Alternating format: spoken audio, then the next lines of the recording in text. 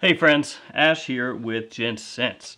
Today I've got a video for you where I'm going to be going over flankers. Fragrance flankers that are better than the original that came before it. I'll also talk really quickly about what a flanker is in case some of you out there are not aware. I've talked about it a few times here recently, but just to keep everything in this video nice and tidy so you know what I'm talking about. So let's go ahead and jump into this, guys, and check out 5 flankers that in my opinion are better than the original. Like I said, I'm going to tell you guys what a flanker is in case you're unaware. So this is like a fragrance 101 on flankers. You could almost think about flankers like an ancestry tree. So let's take Aqua de Jo, for example. Here's Aqua de Jo. This is the original. And then afterward you have Aqua de Jo Absolute. That's a flanker. So here's Aqua de Jo, and then Aqua de Jo Absolute comes after it. And then there was Aqua de Jo Absolute Instinct, which came after Absolute. So here's the original Aqua de Jo. Then you had Aqua de Jo Absolute, which is a flanker. Then you had Aqua de Jo Absolute Instinct, which is a flanker of a flanker. Other flankers of Aqua de Jo include Aqua de Jo Essenza, Aqua de Jo Profumo, and on and on. So essentially, you have the original fragrance, whatever it is, and the fragrances that come after that in the line of fragrances, typically they're going to have the same bottle, the same name, only with a different descriptor. Those are going to be flankers. So with that out of the way, now everybody knows what a flanker is, we can continue on with this video.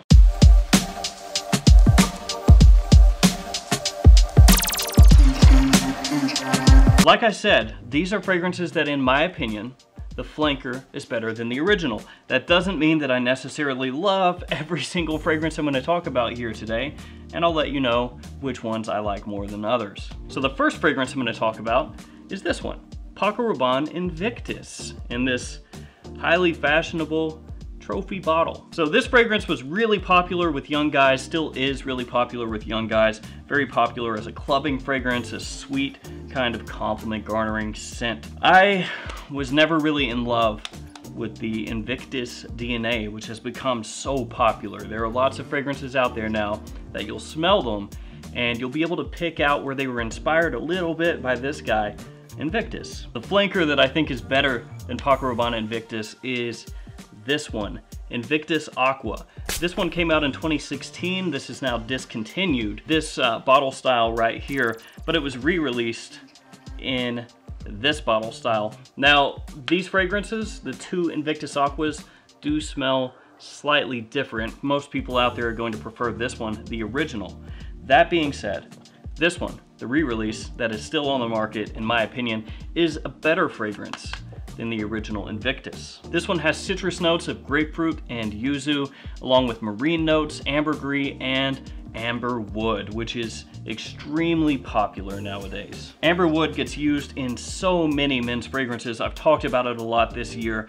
Essentially, ambroxan with a woody kind of tone to it. That's a very simplistic way to break it down. If you want more information on amberwood, you could always go to Google, type it in, and type in amberwood scent profile and read up on it. Invictus Aqua, in my opinion, takes Invictus and makes it more wearable for everyday use.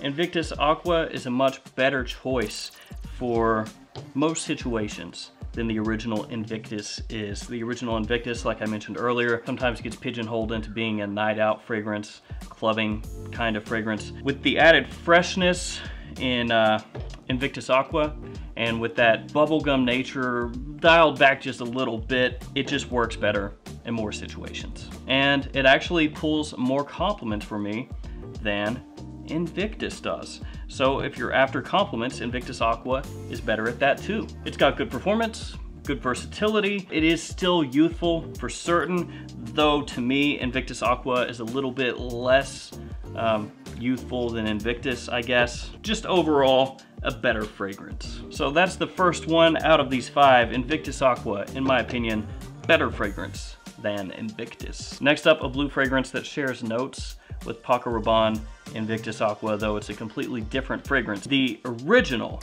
is this one, Dolce & Gabbana Light Blue Pour Homme. This is a fragrance that lots and lots and lots of guys own out there. It's extremely popular. It has been for many, many years. The flanker that I think is better is this one, Light Blue Eau Intense. And I also think that Dolce & Gabbana Light Blue Living Stromboli, which is a summer release, a summer flanker of Light Blue, is better than the original Light Blue as well. So this one has seawater and grapefruit, just like Invictus Aqua, but it also has orange and juniper berries. I reviewed Light Blue Intense back when it came out. I liked it, but didn't love it. It has grown on me a little bit. I can tell you without any doubt that I would prefer to wear this one, Eau Intense, over the original 10 times out of 10 at this point.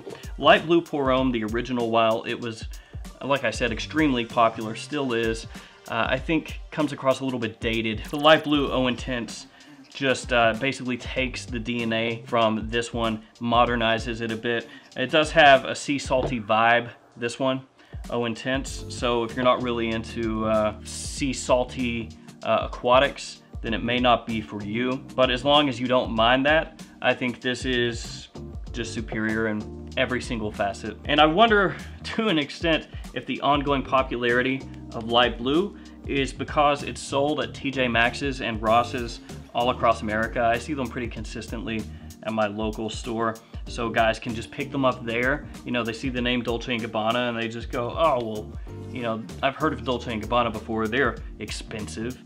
I'm talking like an average guy. And so they pick this up and buy it and then wear it and then kind of just fall into routine, wearing the same thing all the time and keep on buying it. Light Blue Eau Intense is gonna be more of a spring, summertime kind of fragrance.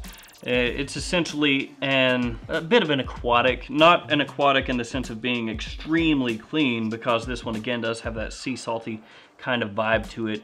It's got the juniper in here along with the citrus, but still yet it's going to be in that aquatic-ish family, spring and summer, daytime use mainly, casual use, office wear, situations like that. That's gonna take me to my next fragrance. This one is from Gucci, and it's probably not one that you would think of because this entire line almost gets completely trashed on Fragrantica. A lot of guys in the fragrance community hate every fragrance in this line. You probably already know what it is by me telling you that. The original is this one, Gucci Guilty. And no, this isn't empty, there is some in there, but Gucci Guilty. And the flanker that I think is a little bit better than the original is this one, Guilty Black. Now here's the deal with Guilty Black. Fragrantica hates this fragrance. A lot of people in the fragrance community hate this fragrance, but your average guy, your average girl loves this fragrance. And I can already see some of you out there typing comments furiously, I hate Gucci Guilty Black. That's the trashiest fragrance I've ever smelled. It makes me want to shatter the bottle and then take the broken shards of the glass and shove it up my nose so I never have to smell again. That's how much I hate Gucci Guilty Black. But it's a compliment puller and it's easy to wear. It's safe. It's something you could easily wear to the office. You can wear it casually. If you wanted to, you could wear it formally, though I think personally it'd go with something a little richer with a little more depth than Guilty Black. It has cedar, coriander, orange blossom, lavender, and green notes as some of the notes in the fragrance. It's got a soapy green kind of cleanliness to it. It's a fragrance that's, honestly, it's hard to hate. But if you're really into niche fragrances, indie fragrances, higher tier fragrances, more unique fragrances, I could see it being boring to you. But as a whole, or on the whole, it's extremely easy to wear, and there's something to be said for that. Personally, between the two, Guilty Black and Guilty, I think that Guilty Black is just the overall superior fragrance. It's a nice, modern man's clean kind of scent. Nothing here is offensive, nothing here is gonna push boundaries, nothing here is gonna turn people away from you. It just smells nice and pleasant. Now the original Gucci Guilty is pretty much cut from the same cloth, also very inoffensive. It's just Guilty Black to me is a little bit higher quality. Now the next one has been brought up a lot as being a superior fragrance to the original, but just because it's said a lot doesn't mean it's not true. The original is this one, Dolce & Gabbana the One Eau de Toilette, a complete classic as far as date night fragrances are concerned. And the superior version, the Eau de Parfum, Dolce & Gabbana the One EDP. It has grapefruit, cardamom, ginger, tobacco, and amber as some of the notes in the fragrance. This one takes the eau de toilette, makes it richer, denser, has better performance, better projection, longevity, while retaining the same complement factor that made the eau de toilette such a hit, and for a lot of people actually improving that complement factor. This one is most well known for the amber and tobacco coming across very pleasant, sexy, and sweet. A good amount of richness in there, as I alluded to before. It's got a good little dose of spice in there with the tobacco and a touch of citrus in the opening. The ONE Eau de Toilette I wore like crazy when it was new. When the Eau de Parfum came out, I bought that and fell in love with that one as well. It did not let me down at all. A lot of times when you get flankers of original fragrances for the first time, like the first flanker that comes after the original, it's a bit of a letdown. Sometimes it's just like a falls off the cliff. But in this circumstance, I feel like the Eau de Parfum took the Eau de Toilette, what made it great, and then improved upon it. The ONE Eau de Parfum you use pretty much in any situation you'd use the Eau de Toilette. So that's gonna be night out, date night, cool weather kind of situations. It does have, like I mentioned, better performance than the Eau de Toilette, but it's not so loud that you couldn't wear it in like springtime, for example, if you wanted to. Not something I'd really wear in summertime personally. Just the rich notes in here isn't something I'd want to wear in high heat, but it's an extremely versatile fragrance as far as date night fragrances are concerned. You guys know a lot about the Eau de Parfum, I'm sure, so I'm gonna leave it right there and hop over to the last one in this list. So this one is a flanker, but this one also has the least amount to do with the original out of all of these. So INVICTUS, INVICTUS AQUA, you definitely see the similarities there. Light blue and light blue eau intense, you see those similarities. The ONE EDP, EDP, Gucci Guilty Black. You can see the DNA, the common thread in all of these fragrances. These two though, very, very, very different. So the original is this CK1, one of the most popular fragrances of all time. The flanker that I think is better, that I would much rather wear nowadays, is this one, CK1 Shock. If you were alive when CK1 was released, you probably know how this smells because this was everywhere. So many guys and girls were wearing CK1.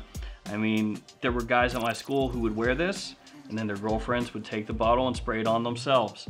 Like I said, it was everywhere, extremely popular. CK1 Shock is a bit different because this one is for him. They also have a version for her, whereas CK1 was a unisex fragrance. That's how it was marketed, that's how it was made. So this one is specifically for men. This one has tobacco and amber, which are notes that it shares with the ONE Eau de Parfum, though like INVICTUS AQUA and Dolce Gabbana Light Blue Eau Intense sharing notes, these two are different fragrances. I know, huge surprise, right? There's also patchouli, cardamom, and lavender in here, and this one is an almost syrupy, sweet tobacco style of fragrance. That's the main thing that I remember from that fragrance. Of course, there's a little bit of cardamom in there, patchouli that I talked about, and a touch of lavender, but ultimately what I remember from that one is the amber and tobacco coming together to make this very, very sweet tobacco note. The performance on CK1 Shock for me is very good. It projects heavily, lasts for a very long time. Some people on Fragrantica have said that their bottles of CK1 Shock don't last as long. They say that it's been reformulated. I can't tell you guys if there's an enormous difference between this fragrance when it first came out versus if you go buy it right now. I can tell you that my bottle, I have no issues whatsoever with performance. Obviously, an enormous difference, like I mentioned before, CK1 was unisex, clean, kind of soapy, powdery, whatever. CK1 Shock, completely different. They couldn't be more different, to be honest. It's just this one, CK1, where it's been worn by so many people for so long, it just smells dated to me. Much in the way the original Acqua di Gio smells dated to me, but CK1 smells even more dated. It's not something I would want to wear at all nowadays. Now, I did a video here recently where I said CK1 is a fragrance that every man should smell at least once, and I still think that because this is a fragrance that was almost groundbreaking when it came out in terms of its popularity and how it made men embrace unisex scents at the time. But as I mentioned a couple times already, CK1 Shock nowadays is a much more appropriate fragrance. It is a little syrupy sweet, it is a little synthetic smelling, but it's still a nice fragrance and it's extremely affordable. And if you're looking for a cheap, sweet tobacco scent, then check that one out. All right guys, that's gonna do it for me. 5 flankers that I think are better than the original. There are a lot of other fragrances that I own that are flankers that I think are better than the original that I might bring up in a future video, and maybe I'll do something, you know, a 180 and do originals that are way better than the flankers that came after them. Let me know in the comments below which of these is your favorite. As always, thanks so much for watching. Thanks for all your support, and I'll see you guys again tomorrow in a new year and a new decade. So that was almost a dad joke, but we'll just leave it there. We'll see you guys tomorrow.